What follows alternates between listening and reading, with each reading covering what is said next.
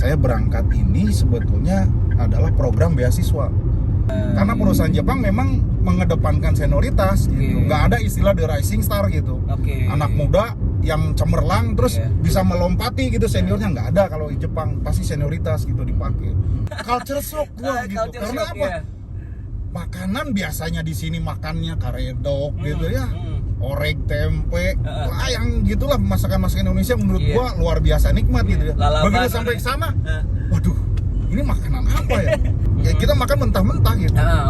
Sashimi itu gua hampir mungkin 45 menit gak ditelen-telen di bumbunya aja kan gua bingung rasanya iya. Oishi saya bilang. Ya udah nih makan lagi. Malah ditambahin kata gua ini aja enggak ketelen gitu. Apalagi yang paling enak selama di Jepang? Yang terakhir ya itu, Pak. Seleri, Pak. Buat teman-teman yang insya Allah punya kesempatan belajar ke sana, kalau belum disiplin, latihlah disiplinnya di sana. Karena orang Jepang itu benar-benar disiplin. Miyabi itu bukan untuk ditonton, Cok. Oh, di sana tuh. Didatengin bukan di-download. Miyabi nggak terkenal di sana. Miyabi tidak terkenal. Tidak terkenalnya apa?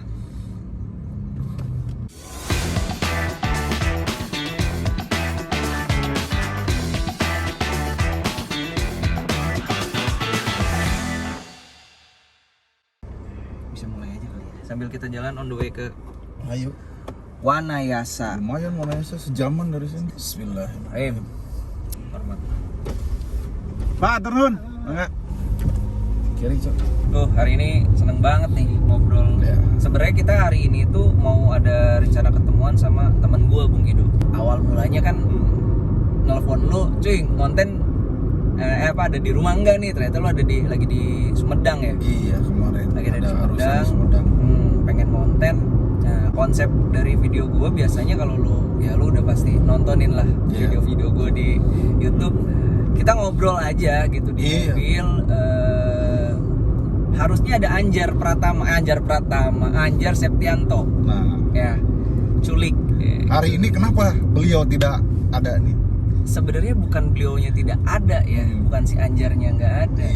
Karena gue dari Cilamaya langsung sini kan, dan memang nggak hari ini tuh tidak direncanakan. Gue kan tadi aja telepon lu kan ngedadak ya. Kira-kira bisa nggak nih cuy hari ini gitu? Oh bisa, udah deh. Kalau bisa udah deh langsung deh. Gitu. Itu hampir gue nggak bisa itu. Hampir nggak bisa. Karena gue nunggu telepon dari istana. Wow. Istana yang mana nih? Istana sepatu anak. Bukan nggak kebetulan akhirnya jadi bisa ada waktunya ngedadak. Alhamdulillah ya. Iya. Nah, gue tuh tertarik sebenarnya kalau diculik itu kan cerita unik lika-liku kehidupan nih. Setiap orang pasti punya cerita unik di setiap kehidupannya, Bung. Salah satunya Bung Kido nih.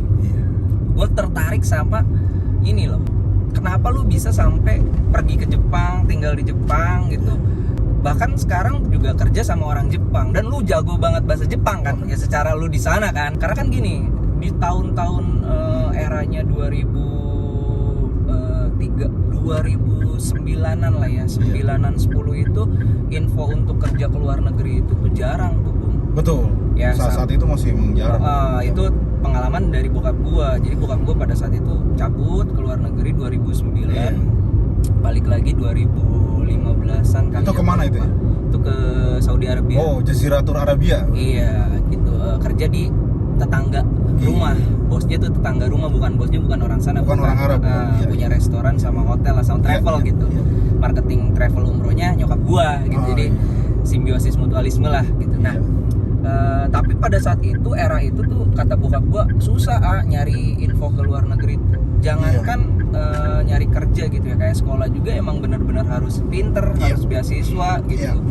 Nah, lu kenapa sampai bisa kerja ke Jepang atau sekolah? Lu sekolah atau kerja sih sebenarnya? Nah, gini.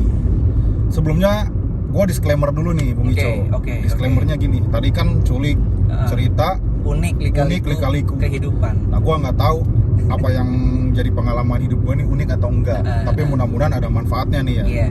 Termasuk unik lah mudah-mudahan. Jadi gini, ya awalnya gua lulus sekolah di STM Negeri 1 Karawang ya. Tahun 97. Oh, 97 ya. 97. Nah, itu masih ngempeng kayaknya. Ketika lulus itu sebetulnya gua termasuk yang dapat PMDK. Zaman dulu itu ada istilah PMDK tuh jadi masuk universitas tanpa tes. Oke. Dulu itu gua lolos ke IKIP Padang karena ada senior gua orang udah kuliah duluan di IKI Padang. Jadi gua dapat referensi, gua ada pengajuan lah ke sana ya. Alhamdulillah dapat IKI Padang. Setelah diajukan ke ibu, ya sayangnya gitu tidak diizinkan karena memang faktor ekonomi. Akhirnya saya putuskan untuk bekerja. Nah, zaman dulu itu gue bekerja di salah satu perusahaan Asta Group, namanya Asmo 3 di kawasan KIC Karawang. Alhamdulillah dari sejak masuk sudah diarahkan menuju di bagian desain. Nah, perusahaan itu perusahaan dais otomotif. Jadi membuat dais untuk bodi mobil. Nah, dari awal saya udah disetting, diplot di bagian desain karena mungkin hasil psikotes ya, ada pertimbangan psikotes. Jadi udah kamu bagian desain. Nah, dari situ proses bekerja seperti biasa sambil gue berpikir gini, gue bekerja kalau cuman bekerja dapat uang ya menurut gue nggak ada apa-apanya gitu loh. Berangkat pagi pulang sore, tanggal 25 gajian ya uang habis gitu. Menurut gue waduh, gue harus ada sesuatu yang gue dapat gitu. Makanya dari situ mindset gue rubah. Gue bukan bekerja tapi belajar dibayar. Makanya gue enjoy gitu. Mana ada sekolah yang dibayar kan gitu ya. Ilmunya dapat, terus dapat uang. Nah, mindset itu yang selalu gue pasang gitu. Jadi gue belajar dan dibayar. Makanya gue semangat terus. Setiap ilmu baru gue serap. Ya akhirnya, alhamdulillah masuk di tahun 1997, tahun 2006 saya dapat kesempatan untuk belajar ke Jepang. Selama 9 tahun. Selama 1 tahun, 9 tahun mengabdi, betul. Bapak 97 kan? Betul, sebetulnya giliran itu saya udah dapat dari awal. Cuman karena ada senior yang belum berangkat, ya akhirnya senior saya dulu gitu. Karena perusahaan Jepang memang mengedepankan senioritas gitu. Nggak ada istilah the rising star gitu. Anak muda yang cemerlang terus bisa melompati gitu seniornya, nggak ada. Kalau di Jepang pasti senioritas gitu dipakai, kecuali perusahaan-perusahaan Eropa. Sama juga itu mungkin kultur orang Jepang untuk respect terhadap yang lebih senior. Betul. Menurut saya sih bagus. Nggak berpikir lu skillnya di bawah gua, itu enggak sih kayaknya. Enggak, bukan masalah itu. Bukan masalah itu. Memang didikannya itu respect. Menurut gua itu sesuatu yang positif juga gitu. Jadi menurut gua ya sudah, nggak apa-apa senior saya dulu. Nah, begitu tiba gilirannya saya berangkat 2006. Nah, saya berangkat ini sebetulnya adalah program beasiswa dari perusahaan. Ada satu organisasi non profit Jepang, sebutnya organisasi pemerintah tapi non profit. Namanya AOTS. Apa tuh? Singkatan ya, Association Overseas Technical Scholarship namanya. Jadi badan semi pemerintah non profit yang memberikan beasiswa teknikal kepada negara-negara dunia ketiga. Nah, negara-negara dunia ketiga paham dong, dunia ketiga Indonesia pada saat itu ya termasuk negara dunia ketiga. Dalam tanda petik ya itulah ya. Akhirnya dapat kesempatan ke sana, ada tes-tesnya juga. Alhamdulillah kita dikirim ke sana. Dan lu lolos? Lolos. Nah, dari mewakili perusahaan kah atau kalau karena salah satu syaratnya harus ada perusahaan sponsor. Perusahaan lu menginikan. Betul. Mensupport dengan mensponsori dong ya. Ya, karena di sana pun kita ada perusahaan mother company kita. Di Jepang itu di prefektur Shizuoka. Berapa orang waktu itu dari perusahaan? Kita dari perusahaan cuman 5 orang. 1 tahun 1 bulanan lah. 1 tahun 1 bulan stay di Jepang. Betul, semua di Jepang. Biaya gimana? Ya ditanggung. Kita dapat pocket money. Terus biaya hidup juga ditanggung, biaya apartemen gitu ya, segala macam ditanggung. Di sana ada asuransi kesehatan juga. Pokoknya di sana itu kita fokus belajar, menimba ilmunya nanti diaplikasikan ketika pulang. Dengan secara tidak langsung boleh dibilang gini nggak sih, lu harus dikontrak, beres dari sana lu dikontrak itu sama perusahaan yang gitu ya? Pasti. Gitu ya? Betul. Kalau 1 tahun biasanya 2W plus 1. Jadi kalau kita berangkat 1 tahun udah 2 kali 1 plus 1. Standarnya. Berarti jadi harusnya 3 tahun. Jadi ikatan dinas gue 3 tahun harusnya. Akan tetapi karena perusahaan dalam tanda petik juga merasa gue aset perusahaan yang akhirnya 5 tahun. Seharusnya itu harusnya menyalahi aturan sebetulnya. Tapi dari perusahaan gue kerugian di lu berarti ya, secara tidak langsung ya. Tapi sekali lagi gaji dong kalau udah 5 tahun gitu kan. Cuman sekali lagi karena mindset awal gue ini adalah belajar tapi dibayar, ya gue jalani dengan happy aja gitu. Sekali lagi gue develop diri gue gitu terus ya. Karena beda cerita ketika kamu udah punya tujuan yang ini gue pengen kerja di sana tuh biar dapat salary gede dan lain-lain, beda cerita. Beda cerita. Kalau karena ini jadinya gua yang penting mah dibayarin gitu, gua pergi ke sana, gua dapat ilmu. Nah, itu kayak yang jadinya itu kan mahal ya, kesempatan gitu, kayak gitu. Menurut gua itu lebih mahal ya. Gua nggak tahu gitu apa perspektif orang ketika mereka bekerja, tapi khusus gua pribadi ya gua seperti itu. Jadi setiap apa yang gua lakukan, ya gua menemukan sesuatu yang baru.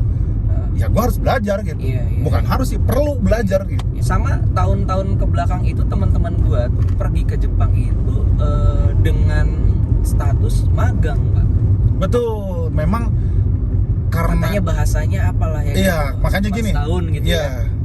Jadi tapi digaji. Program ke Jepang itu kalau gue kan beasiswa, belajar gitu. Murni belajar bukan bekerja gitu. Walaupun aktualnya ada on the job training istilahnya gitu ya, OJT gitu.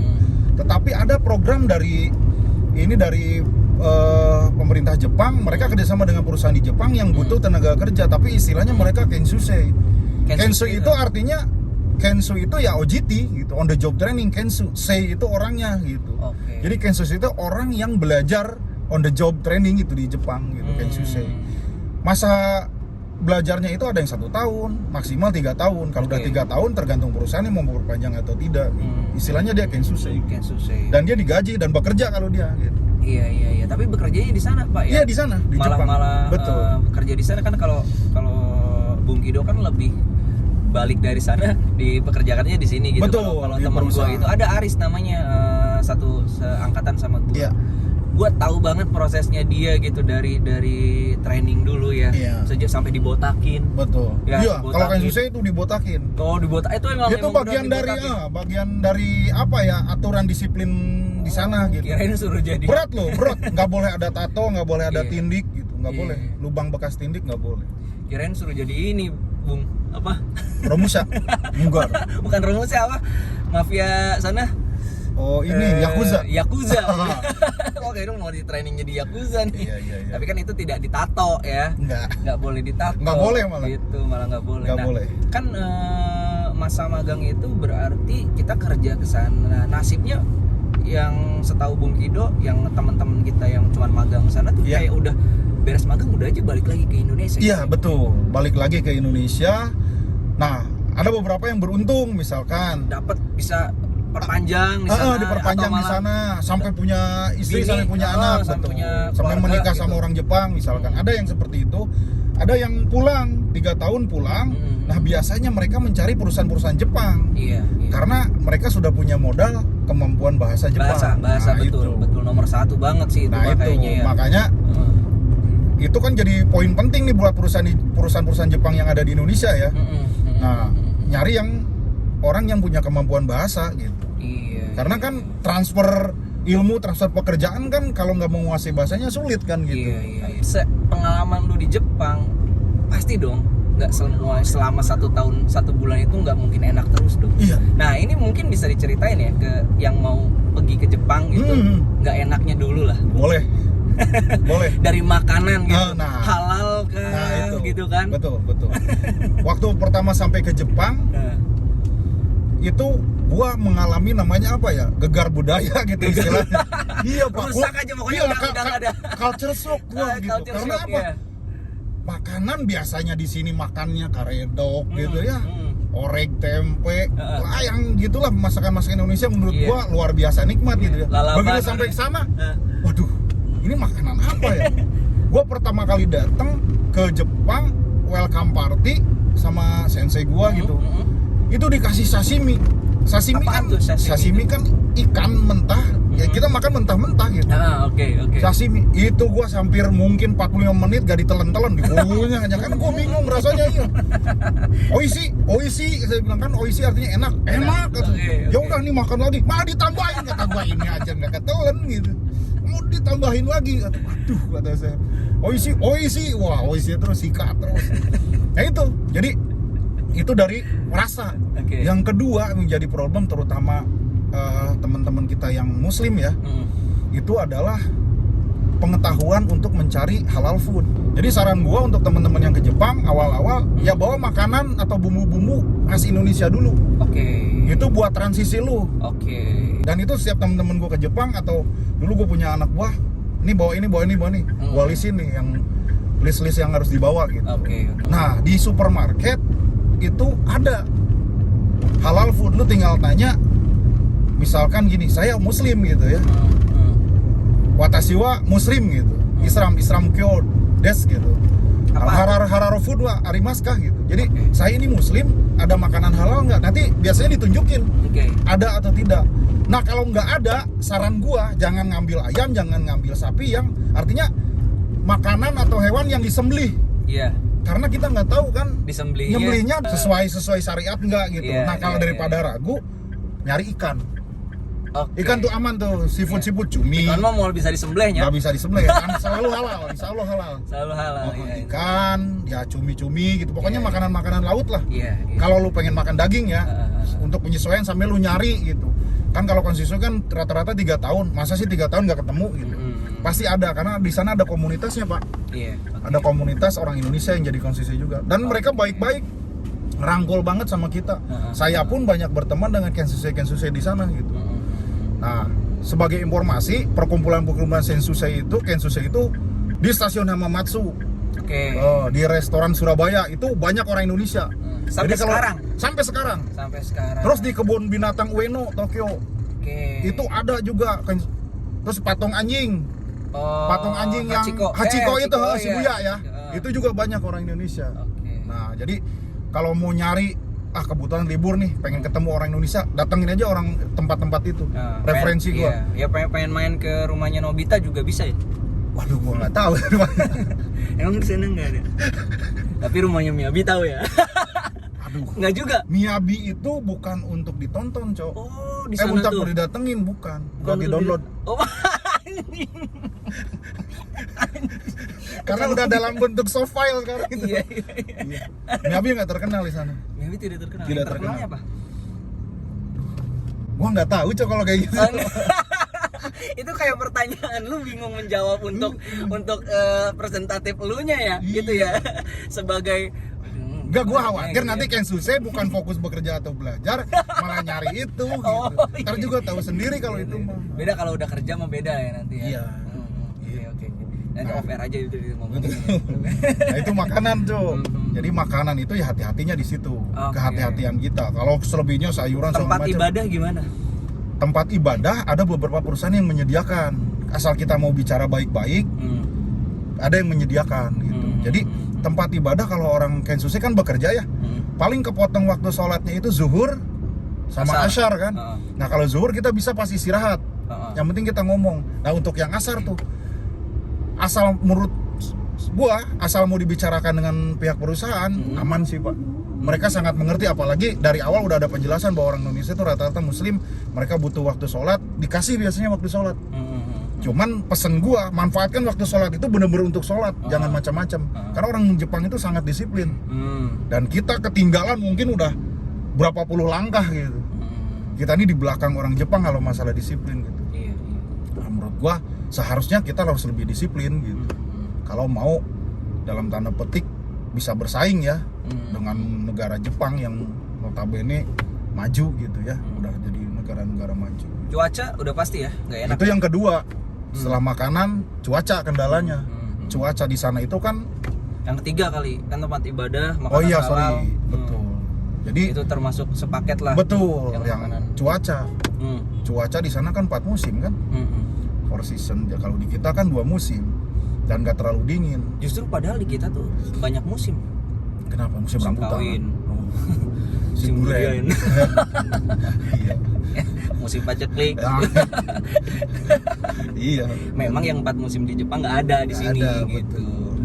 Oke Pak, itu musim berarti dingin banget ya. Kalau lagi dingin banget. Dingin banget, panas banget.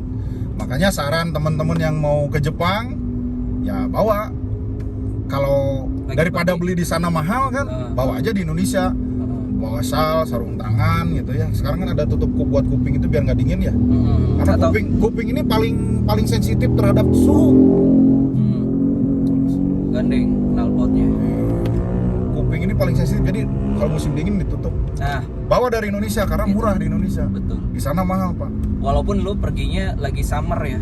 Iya. Misalkan lagi Bawa summer. aja, bawa. Nggak apa-apa. Ya karena kan lu mau stay di sana. Iya, kalau 3 tahun kan berarti 3 Melewati kali 3 melewati kali, musim dingin. Betul, musim dingin. Jadi bawa aja di sana. Gitu tuh. Buat awal-awal tahun pertama lah gitu. Kalau udah jelek ya mau beli silahkan gitu. Banyak kok yang cuko. Cuko itu apa? Second ya? Second ya. Dan dijual murah. Murah bener. Satu lagi budayanya, Pak. Oh, budaya. Disiplinnya. Ya, culture shock itu. Culture shock, hati-hati. Orang Jepang selalu antri. Orang Jepang itu selalu jalan cepet nggak? Iya, jalannya cepet. Jadi Kalau semua gua tuh kayak cepet serba cepat aja, serba taktis gitu menurut gua sih ya. Perspektif gua nih, pengalaman gua waktu ke Jepang gitu. Orang Jepang itu budaya antrinya luar biasa. Disiplin, terus menghargai privasi orang banget. Sebenarnya orang Jepang itu pada dasarnya banyak yang di blur ya. Iya, orang Jepang itu waduh. Iya dong, maksudnya kan. Iya, betul, Kan di blur. privacy. Iya, gitu. privacy.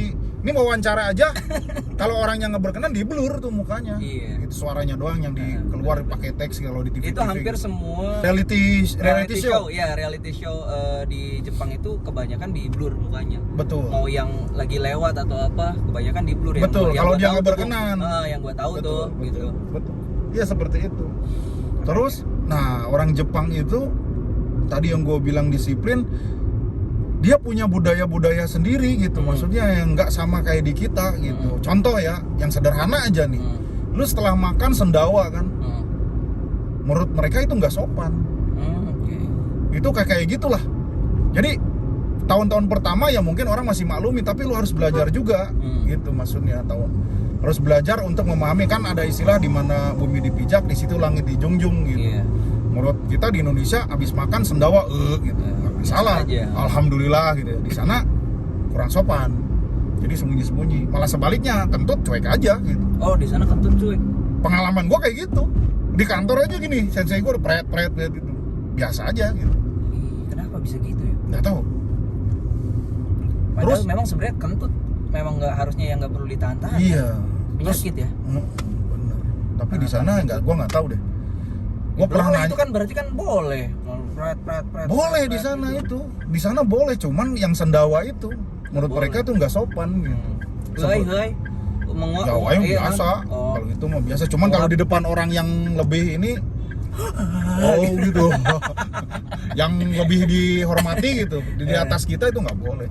Karena di Jepang itu kalau sama hampir mirip dengan di kita, ada unggah-ungguh, apa istilahnya apa ya?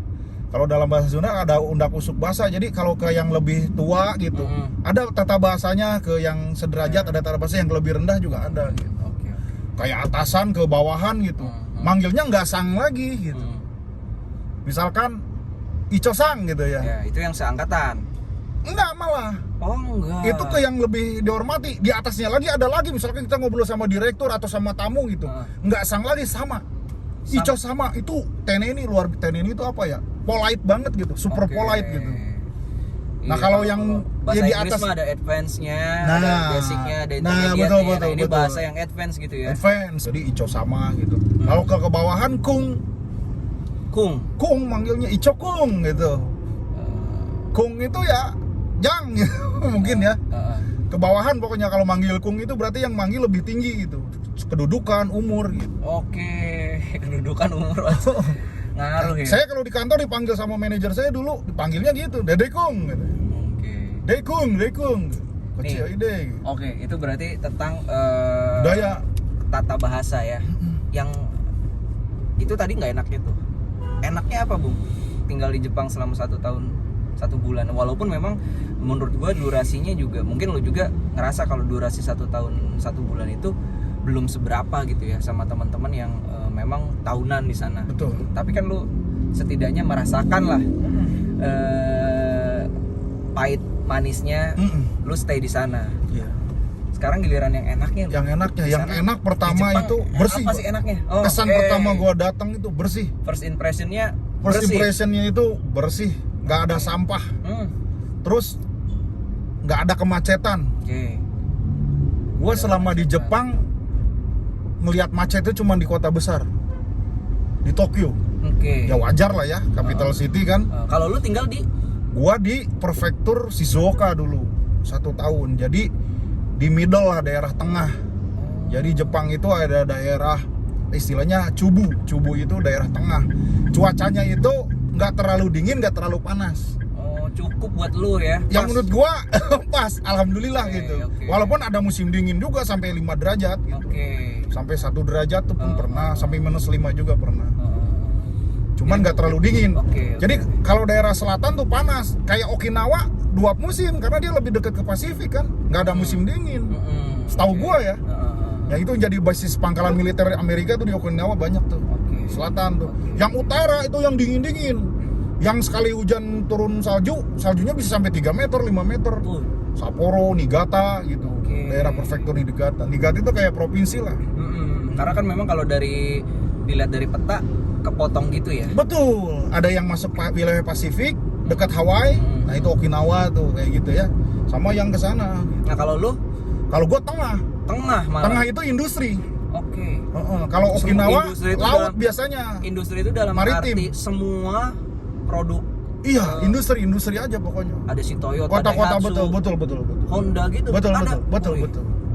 Di sana. Kalau yang Niigata ke atas itu biasanya pertanian. Niigata itu gue pernah dengar cerita orang Jepang. Iya. Oke. Beras paling enak di Jepang itu beras Niigata katanya. Oke. Yang kalau gua salah tolong koreksi lah teman-teman, nanti di follow komen nih. Yang udah punya pengalaman ke Jepang mungkin bisa share juga.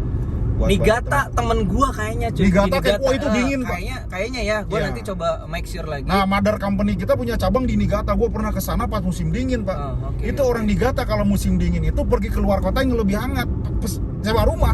Oke. Karena Fuyu itu musim dingin itu kan, winter itu ada waktu libur, sengaja keluar dari Niigata buat nyewa rumah, ya holiday gitu ya, vacation gitu. Rumahnya ditinggal. Karena memang susah untuk beraktivitas atau gimana? Ya saljunya sampai 3 meter kok. Iya, 3 meter Betul. saljunya. Lu kalau ngelihat zaman dulu film Osin, orang jalan di salju tebal-tebal ya kayak gitulah. Lu pernah ke sana tapi pada saat itu? Pernah ke Niigata musim dingin. Oh gila. Waduh, dinginnya minta maaf. Dan airnya luar biasa bersih dan enak banget airnya itu. Kalau sekarang mah orang bilang kayak ada manis-manisnya gitu ya. Nah, Tapi lu pas lagi musim salju pergi ke sana? ke sana musim salju. Nggak bawa marjan tapi kan? Enggak. Sirup. Tapi ya itu, karena gue itu pertama kali ngelihat salju ya. Ya norak-norak gitu sebagai orang Indonesia kan ada ya. Rebahan gitu di salju, geletak-geletak gitu, guling-guling. Perosotan sama kayak artis Indonesia kan dulu pernah lihat salju gitu kan. Iya. Kayak norak banget. Iya, norak banget kan, ada tuh ya artis-artis gitu. Ada. Nggak usah di-mention tapi. Terus enaknya apa lagi tinggal di Jepang? Selain memang kotanya bersih gitu. Disiplin, Pak. Disiplin. Jadi enaknya itu disiplin terus. Yang walaupun kita nggak disiplin malah jadi kayaknya enak banget ya. Ternyata kalau disiplin itu ya gitu. Walaupun berat nggak sih awal-awal? Nah itu, gua justru ya gua beruntung. Keluarga gua itu kan keluarga militer ya. Jadi udah biasa disiplin, bangun subuh, bangun pagi, berangkat, mandi segala macam. Kesana cuma tinggal nambahin aja kali Pak. ya. Disiplinnya harus di itu bagian mana. Makanya buat gitu. temen-temen yang insya Allah punya kesempatan belajar ke sana, kalau belum disiplin, latihlah disiplinnya di sana. Karena orang Jepang itu benar-benar disiplin. Itu bisa jadi masukan juga nih buat teman-teman yang sekarang lagi proses, entah itu disebutnya apa, magang ya. Magang bahasanya baru apa sih? apply. Iya, bahasanya magang. Magang. Kensusei, program Kensusei. Atau memang dapat beasiswa kayak Bung Kido gitu. Apalagi dapat beasiswa. Itu saya ketemu teman-teman dari Nagoya University, Pak. Itu ada orang Tangerang, pinter banget. Nah, dia di sana itu. Saya ke sana itu dia sudah sekitar 6 bulan 7 bulanan di sana. Dia kata saya, udah bisa bahasa Jepang belum? Ya sedikit, Mas, katanya. Sisanya gimana? Ya saya pakai bahasa Inggris, untungnya dosen-dosennya bisa bahasa Inggris. Nah itu Pak, di Jepang itu jarang orang bisa bahasa Inggris. Cuman ketika lo mencari arti bahasa Jepang, gue sarankan dari nyarinya pakai kamus bahasa Inggris Jepang. Karena kadang-kadang kalau bahasa Inggris Indonesia, bahasa Jepang Indonesia rada nggak nyambung, Pak. Iya. Belum ada yang sebagus itu gitu. Mungkin ada gitu karena keterbatasan gua gitu ya. Akhirnya gua nyarinya yang kamus Jepang Inggris. Nah, betul. Itu saran juga tuh. Saran tuh, betul. Buat download dulu dictionary-nya Inggris, Jepang Inggris, jangan Jepang Indonesia. Ya Jepang Indonesia download juga buat perbandingan. Oke. Nah gitu. Awalnya bahasa Inggrisnya gue nggak ngerti nih. Apalagi yang paling enak selama di Jepang? Yang terakhir ya itu Pak, salary Pak. Salary ya? Salary. Pada saat itu ya Bung, 2000. Ini gambaran nih ya. Ini gambaran nih. 2006 gua. 2006. Gambaran nih. Pada 2006 itu orang lulusan namanya Semonggaku. Semonggaku tuh vocational high school. Kalau di kita mungkin D1 ya, karena 4 tahun dia lulus. Vocational high school itu ini ya. Jadi SMA tapi 4 tahun. SMK kejuruan. Kejuruan. Kalau di Jepang namanya Semonggaku. Semonggaku. Senmong itu vokasional gitu, keahlian gitu. Gakko itu sekolah. Nah, mereka 4 tahun kayak Semakbo lah. 4 tahun kan ya sekolah analis kimia Bogor itu kan 4 tahun tuh. Terus itu salary-nya 300.000 yen, Pak. 300.000 yen di fresh graduate di 2006. 2006 fresh graduate ya. Dirupiahin sekitar pada ya saat kali 100 aja kalau kursnya 100. Rata-rata ke 100 pada saat itu. Sekitar 30 juta ya. Anjir. Ya. 2006 30 juta. Kensusei itu 250. Woi. 250. Lu yang mana yang 300 berarti? Gua yang 250 dong. Yang 250. Karena gua kan training Mas statusnya. Anjir. 250. 250 itu biaya di Jepang sebulan berapa lu? Nah gini, kalau 250 gua itu biaya apartemen segala macem ya. Oh iya. Karena gua dari perusahaan udah di backup. Utuh dong duit lu. Dan fasilitasnya bagus. Wow. Makanya lumayan rada mahal gitu ya. Gua nerima bersih itu tiap bulan 120.000. Rata-rata ya. 120.000 ya. Itu udah bersih. Berarti sekitar ya kali 100 aja 12 juta. 12 juta. 2006. Betul, 2006. Anjing gede banget. Betul, itu 2006. Sekarang udah gila. Sekarang udah mungkin fresh graduate udah 350-an. Set. Yang kayak susah gitu udah. Kenapa lu beliin action figure Dragon Ball ya? Dari gelo. Lu beliin ya. Sama sepatu basket, Cok. Sama sepatu basket. Kalap gua di sana terus terang aja. Ya, karena 12 juta. Kapan lagi gua ke Jepang? Belum merit. Ya enggak? Kapan lagi ke Jepang? Enggak mikirin gitu. Betul. Nah itu salary-nya. Itu bersih. Kalau lu Kensusei, terus lu boleh milih tempat Rio atau apartemen sendiri yang lebih murah. Lu saving bisa 150-200.000 cepet. 100.000 per bulan teh biaya hidup. Apalagi kalau lu nggak sendiri ya. 3 orang gitu kan bisa patungan, Pak. Masak patungan, bayar gas patungan, bayar apartemennya patungan. Gas itu kayak rumah-rumah, nggak ada kita bawa tabung gas. Tapi kan udah tinggal buka keran. Betul. Tapi kan pada saat itu lu di backup semua. Iya, dari perusahaan udah diatur. Udah aman. Jadi karena gua itu udah termasuk asuransi juga, asuransi jiwa gua, asuransi kesehatan gitu. Gila. Sebulan 12 juta dikali 2006 lo ya. 13 bulan gua. Itu. Ya cuman karena gua juga kapan lagi ke Jepang ya, gua tukang main kan. Mau kemana nih? Tokyo. Karena kan selagi di sana kan. Betul. Pusat elektronik di sana misalkan. Sama kayak waktu gua ke Shibuya, Harajuku, ke Akihabara. Pusat elektronik Jepang kan Akihabara. Itu gua kayak surga ngeliat gadget-gadget, Bang. Iya. Benar. Iya, ya pasti sih kayaknya kalau orang kerja atau stay di sana itu dan memang udah penghasilannya ada, pasti jalan-jalan dulu. Awal-awal tuh pasti jalan-jalan dulu semua tempat, nggak perlu mikirin belanja dulu, yang penting gue bisa sampai tujuan ini gitu. Karena kan cukup pakai train di sana, kayaknya semua udah mudah, Pak. Udah bisa di sana itu gitu. mass rapid transportation-nya udah bagus, Pak. Mau bus mau train kereta aja 5 menit sekali udah datang, bus 5 menit sekali udah datang. Iya. Menarik sih ya. Menarik ya. 1 tahun, tapi abis itu beres lu balik ke Indonesia, kerja di PT yang jadi sponsor gua. Berapa lama itu? 5 tahun. Pokoknya gua pulang 2007 ya. Itu keluar tuh 2013. 6 tahun malah gua kelebihan ya. Terus pindah perusahaan Jepang juga. Nah, ketika pindah gua dapat privilege karena gua kemampuan bahasa Jepang gua ya alhamdulillah secara karir naik gitu. Dan gua jadi dibilangnya ya Kimen lah di situ. Kimen itu apa? Ya orang kunci gitu, maksudnya yang punya potensi besar buat punya jadi aset perusahaan lah ya. Dan memutuskan resign di 2000 kemarin 2021 bulan Mei. 2021 bulan Mei. Sekarang benar-benar freelance Sendiri. masih menggeluti dunia desain.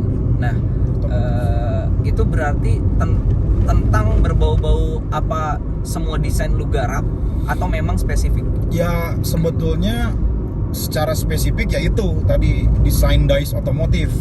Oke. Tapi gue mencoba mengembangkan usahanya. Gue nggak berhenti di desain dice otomotif saja. Seluruh desain pengennya gue backup. Jadi gue kerja sama temen-temen gue yang jago grafis gitu ya, yang jago interior, yang arsitek segala macem gitu, orang sipil. Artinya apa? Setiap pekerjaan dalam tanda petik judulnya desain, maunya gue bisa support. Ya sebetulnya gue pengen ini CSR pribadi gue lah ya, walaupun gue bukan company gitu ya, udahlah pribadi. Karena gue dulu ada guru gue gitu, waktu gue kerja itu gue pengen belajar banget sama dia. Dia ngasih syarat, Cok. Oke. Syaratnya itu boleh kamu belajar sama saya, tapi ada syaratnya. Saya bilang syaratnya bayar. Iya harus bayar. Gue pikir uang gitu. Iya. Ternyata enggak. Bayarnya sebagai imbal balik gue belajar sama dia adalah lu harus mau ngajar lagi orang lain dan itu free. Oke.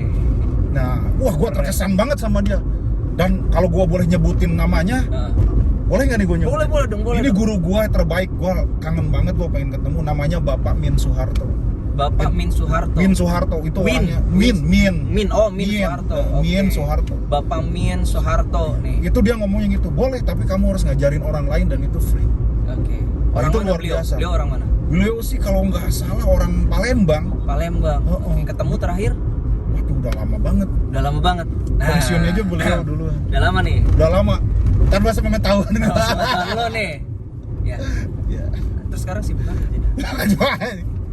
Nggak ada di telepon, nggak ada. Gue udah deg-degan nih masalah. Biasanya kan gitu, tanpa sepengertian lu, gue tiba-tiba telepon gitu kan. Terus gue ngerasa, surprise banget gitu. Ini nggak ada. Nggak ada. Aduh, udah ya. Nanti itu tim kreatif bisa nyari itu. Oke, jadi itu ada sosok. Makanya, nah itu, gue hari ini itu gue pengen ngajarin orang, karena gue juga umur nggak tahu ya. Di Indonesia ini masih langka pak. Gue pernah dapat data yang bisa percaya bahwa ini kebutuhan desain Indonesia ini baru 60% terpenuhi. Oke. Artinya 40% masih lowong, 60% pun disupport Jepang, Cina sama Vietnam. Oke. Gitu. Artinya apa? Ini berarti itu ini dong. Ini bisnis besar sebetulnya. Ya. Berarti lu secara tidak langsung punya visi untuk kesana. 40%-nya diambil sama lu ya. Betul. Dan hari ini selama sepanjang pengetahuan gua, harga desain orang Indonesia itu cuman 40%-nya dari harga Jepang. Anjir. Contoh, waduh, 40%. Lu kebayang dong? Kebayang. Kira-kira Misalkan harganya Jepang 100 juta ya kita cuma 40 jutanya. Gila. Betul. Pangkasnya banyak juga dong. Wah, Ya tapi semoga lah makanya gue pengen nih ada lulusan-lulusan STM gitu ya, pengen belajar desain dice otomotif, ya gue mau mengajarin gitu. Dan gue yakin kemampuan ini lu mau masuk perusahaan juga banyak yang nyari pak, karena ilmu ini mahal gitu, mahal ini, asal telaten gitu. Iya. Orangnya emang mau belajar dengan baik gitu. Iya. Gue sih, sangat terbuka banget. Gue sih pengen harapannya gue langkah pertama ke alma mater gue tuh STM Negeri Kerawang gitu. Misalkan gue kerjasama sama sekolah gitu ya, gue bisa ngajarin adik-adik gue gitu di sana. Ya harapan gue sih ke situ. Karena ini ilmu mahal pak. Oke. Mahal banget. Oke deh kalau gitu. Ya. Wah, thank you banget Bung Ido. Iya. Atas cerita unik lika-liku kehidupan ya. Ini sebenarnya masuk nih ke entah lika-liku kehidupan itu bisa yang baik, bisa yang buruk, bisa yang menyenangkan, bisa yang menyedihkan loh Bung sebenarnya. Ya, sebenarnya banyak, cuman ya mudah-mudahan ini membantu lah. Ya, dan bisa menginspirasi lah ya teman-teman yang nonton. Tetap semangat, banyak peluang kok. Yang buat sekarang teman-teman yang lagi mau ke Jepang ya, oke deh, kerja keras, banyak-banyak berdoa lah, sama itu tadi mungkin disiplinnya dari sekarang. Betul. Kayaknya mungkin garis besarnya adalah ketika lu mau ke Jepang ya lu disiplin dulu aja gitu ya. Kayaknya sih gitu. Udah intinya udah Kayaknya gitu udah. Ya, kalau mau tahu seputaran Bung Kido tentang pengalaman di Jepang atau tadi tuh yang suka lagi desain, kebetulan banget sekarang misalkan nggak tahu ya kita yang nonton lagi menggeluti bidang desain, bisa konsultasi itu. Beliau udah menjanjikan kalau mau mengajarkan ya Dais Otomotif. Ya, mengajarkan itu secara gratis. Dengan catatannya harus bayar lagi. Gitu. Bayarnya nanti lu harus ngajarin lagi secara gratis. Betul. Juga gitu. Semakin banyak orang Indonesia yang pinter, semakin bagus. Oke deh kalau gitu. Bung Kido, terima kasih. Thank you. Bung Dede, nama saya Dede Devrianto. Dede Devrianto. AKA Kido. Kido. Terima kasih udah mau mampir di mobil gue ya. Thank you, ya, Bung Ico. Ini karena memang nggak ada Anjar aja nih. Anjar kalau misalkan ada Anjar, gue rasa gokil. dia dapat lebih gokil. Ilmu lagi lebih sih. Pengalaman. Tadinya gue mau nyeritain pasang alis juga sih. Oh. Kayak Wulandari. Kayak Wulandari. Nah, dia kan celurit begal gitu. Oh iya. Kalau lu lebih ke ini ya di benar-benar simetris ya. Karena kalau gue ukur. Desain kan. Gue ukur tuh pakai program teknik tuh. Aduh, iya. Tapi nonton juga, sempet nonton. Nonton. Wulandari ya. Gokil lah. Gokil ya. Asik. Keren. Thank you. Nonton. Sukses terus ya Bung Ico. Sama-sama. Tonton terus nih. Iya. Ivelna Vocirage bisa di-subscribe kalau misalkan suka sama konten-kontennya ya. Pasti bisa, suka. Iya, like, bisa di-share ke teman-teman kamu yang mau gawe ke Jepang nih. Udah cocok banget ini. Cocok banget dah. Obrolan sekarang nih obrolan banget sekarang. Udah kalau kurang DM lah. Betul, nggak perlu didengerin, cukup dijadiin nggak perlu ditonton, didengerin aja. Iya, takutnya kan muka kita gimana gitu ya. Kalau kemarin kan sama Wulandari ada yang bisa dilihat. Sekarang kita laki-laki semua, Bung. Ada manis-manisnya kalau kemarin. Kalau sekarang kita kan jalu semua gitu. Tapi nggak masalah. Terima kasih sekali lagi Bung Kido. Semoga kita kedepannya rencananya gue sama Bung Kido memang ada program tersendiri. Amin. Ya, Amin insyaallah. Yang agak serius ya sebenarnya. Kalau ini kan fun-fun aja. Nah, semoga nanti kita bisa berjalan. Kalau gitu terima kasih juga buat yang nonton. Sampai ketemu di video selanjutnya. Jangan lupa kalau misalkan kamu suka sama channel ini bisa subscribe ya, bisa di like juga. Taruh komentar lah, boleh ya. Boleh. Kritik dan saran yang membangun, tapi jangan ngeritik tapi yang ngeritik nggak punya ini. Nggak apa-apa, yang nggak membangun nggak apa-apa. Yang penting subscribe dulu. Oh iya, itu nggak masalah itu. Iya. Ini karena kritik tidak membangun. Gua terima pokoknya gitu. Mau yang membangun, yang tidak, yang memaki-maki juga nggak masalah lah. Mau maki nggak apa-apa. Itu kan banyak perspektif aja. Tapi kan sama-sama mikirin kita, Cok. Betul. Terima kasih berarti ya. Energinya ibaratnya udah peduli gitu. Nah, itu kan udah atensi, keren. Ya. Sampai ketemu lagi di episode selanjutnya ya. Sampai ketemu. Ico pamit. Kido juga pamit. Ini kayak kita nge-MC. Yo, bisa gitu ya. Dadah, terima kasih. Bye bye, thank you.